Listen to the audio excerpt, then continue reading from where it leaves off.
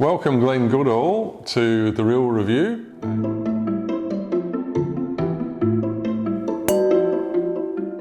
Glenn is the chief winemaker of Xanadu Wines in Margaret River, and Xanadu is of course one of the top wineries of the year for 2022 with The Real Review. So good to have you on, Glenn. No, lovely to be here, Hugh. Glenn, how long have you been with Xanadu? It's been quite a while now, hasn't it? It is, yeah. I've been there for 23 years now. So, yeah, it's been a real journey over, from the original family ownership by the Lagan family through corporate ownership, and obviously now in the last, since 2005, ownership by the Rathbone family. Yes, yeah. And you do some amazing stuff with Cabernet and Chardonnay. You have Cabernet and Chardonnay at five different price levels the last time I looked and counted. Correct me if I'm wrong, but all of them seem to over-deliver at their price point. And it's curiously, you have the Reserve and the Stevens Road at the top end of both Cabernet and Chardonnay, and then you have the regular Xanadu Margaret River Cabernet, which often wins all the trophies. How is that? It's just an overachiever, isn't it? Yeah, it is. It's interesting that, because we've often thought, reflected on that ourselves, and I think sometimes it's with with Stevens Road being a single vineyard in the Cabernet, and certainly in the Chardonnay as well, and the Reserve being, we're not wedded to any specific vineyard, but it always tends to be the Lagan estate for the Chardonnay, and it's generally a blend of grower vineyards predominantly for the Cabernet. But I think when you look at those Reserve wines relative to the Black Label, maybe we just try a bit harder. I'm not sure. Like sometimes they take a little bit longer to sort of, especially with the whites, they take a little bit longer to sort of uncoil. They've got this sort of tightly coiled sort of latent power, and it does take a few years before it really hits its straps. Whereas with the Black Label, I don't know. Sometimes I think when things are a little bit more organic or a bit more effortless, they seem to shine really early. Yes, I think you're absolutely right about Reserve wines are often built to age, and they don't show as well when they're young as the next rung down. Do you deliberately build the Reserve wines to be age-worthy wines, or is it just the way they turn out? I guess it's a little bit the way they turn out. With these days, a lot of people are aging their wines in the car on the way home, but it's nice to be able to think, particularly with Cabernet, because I sort of see Cabernet as the real yardstick by which people remember vintages in years to come. So it's nice to think that we can put together a wine that's got the right sort of structure and ageability, so that they can put it in their cellar and cellar it with confidence. It's a catch-22 these days, trying to make wines that are appealing upon release, and we've probably managed to do that a little bit more with the Cabernets than we do with the Chardonnays, particularly off our Lagan estate, because the way that we make our Chardonnays and our Reserves, by not encouraging malo, and we tend to have a high propensity for high natural acid in the Gingin clone anyway, they do take a little bit longer to sort of to unfurl. Yeah.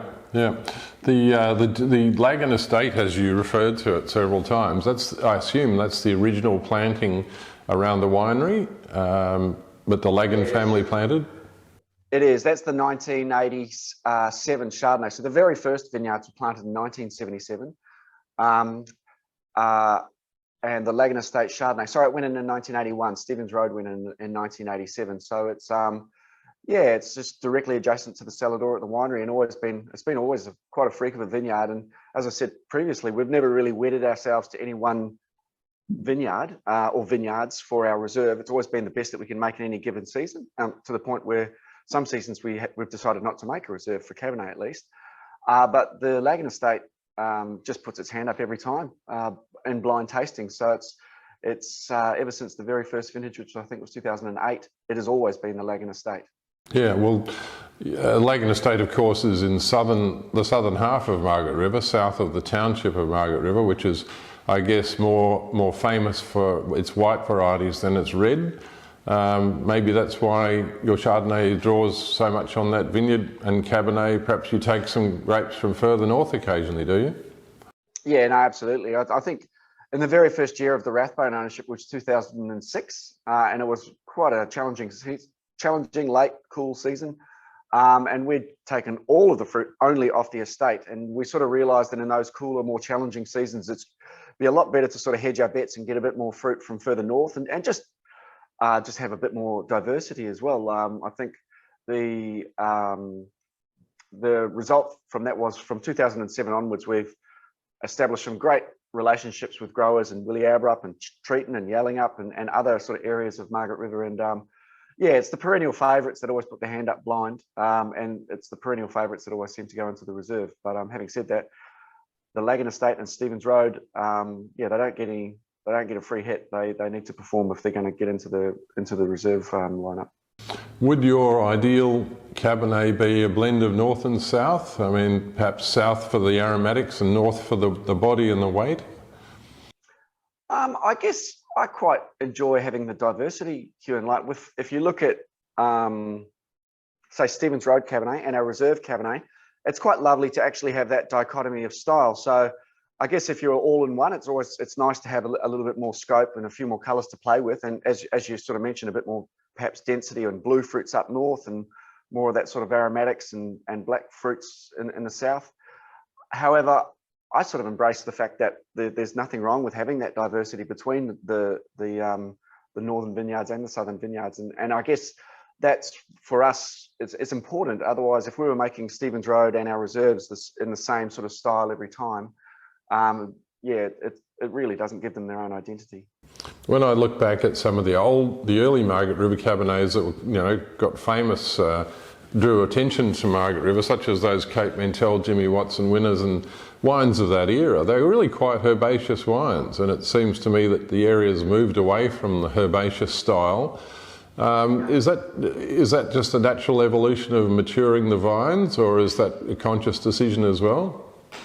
I think there's a lot of factors, really, and some really interesting factors that come into that. I think if you look at those early 80s sort of wines, those sort of more Ribena, capsicum sort of herbal notes were, A, they're in vogue, but B, they were sort of a necessary evil. If you look at, Margaret River we get quite a lot of bird pressure here.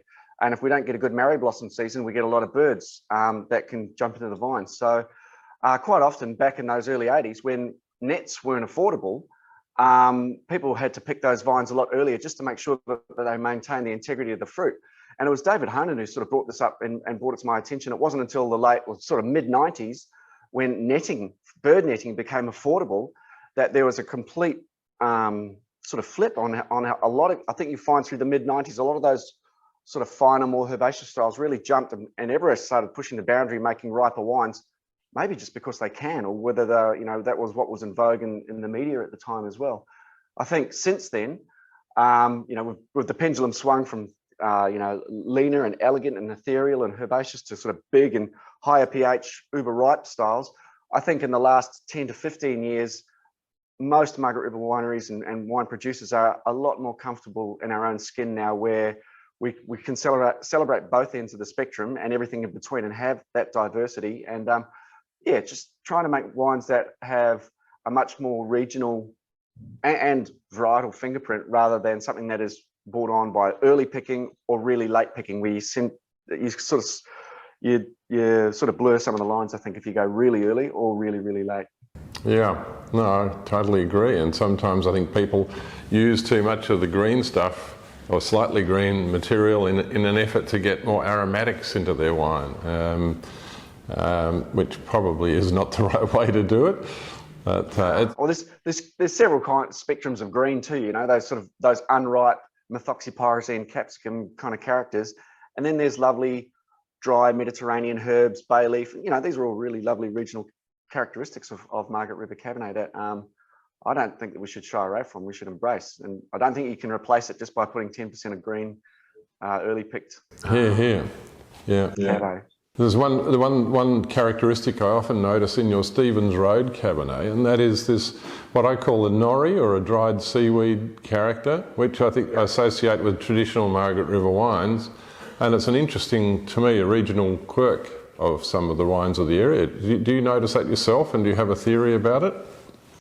Yeah, I can't put my finger on why, but I totally agree. It's got this lovely sort of, almost estuarine, peaty, saline, graphite, gravelly kind of characteristic that, and I think a big generalisation, but north-south, I think sort of see Cabernet in that much sort of blue fruit mulberry sort of spectrum, and as it comes down through the Central Margaret River and that sort of black fruited, and further down maybe more red fruited. But the Stevens Road vineyard is quite unique in that it's always had that really lovely sort of savoury element to it. And yeah, I think the first time I saw the word used was yours with nori, and I went, that's what it is, just to try and yeah, put my finger on it. But why?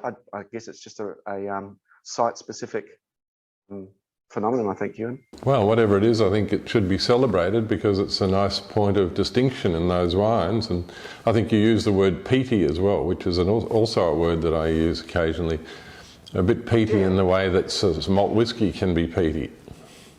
Yeah, no, absolutely. It's got this, that peaty seaweedy kind of, really saline, savoury character, and it manifests slightly differently in the Chardonnays. I still see that the Chardonnays from there often have the savoury sort of quartzy oyster shell sea spray sort of edge, real salty margaritas. But it's it's just nice to have vineyards that have got their own sort of DNA. So it's and again, that's where we can celebrate that diversity. Yeah. So what's new in Xanadu? What can we look forward to in the future? Have you got some secret weapon up your sleeve?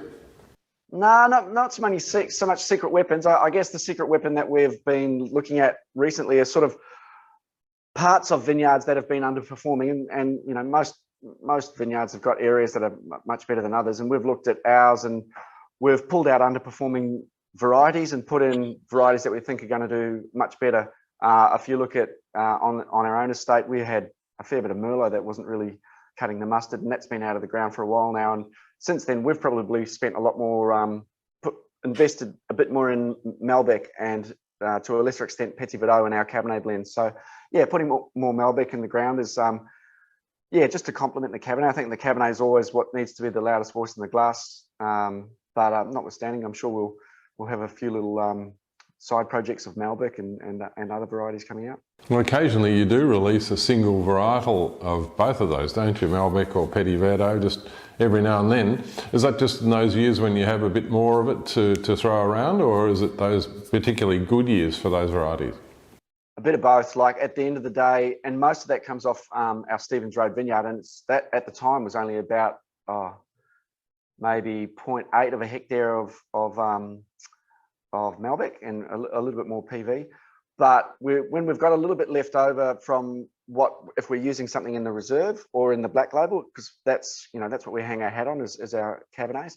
If we've got enough left over, it's lovely to put these off as little individual bottlings of independent varietals, just so that people can get the opportunity to see what they actually contribute to the Cabernet blend. And also, if we've got enough that we're using it for our reserves or our premiums, rather than declassifying the balance to lesser varieties, where I'm sure they'd make a great contribution, but in a much bigger blend, I'd rather see them sort of bottled as individuals, just so that when people actually come and visit the property, they can, because they're certainly only cellar-door, generally cellar-door only wines. They can see something that they don't get if they're going into retail or even don't often see it even in on-premise. Terrific. Well, great to talk to you, Glenn Goodall, Chief Winemaker, Xanadu Wines, Margaret River. Thanks for your time, and congratulations again on being part of the Real Review's Top Wineries for 2022. Thank you very much, Ewan. We're thrilled to be part of it, and it's great to talk to you this morning.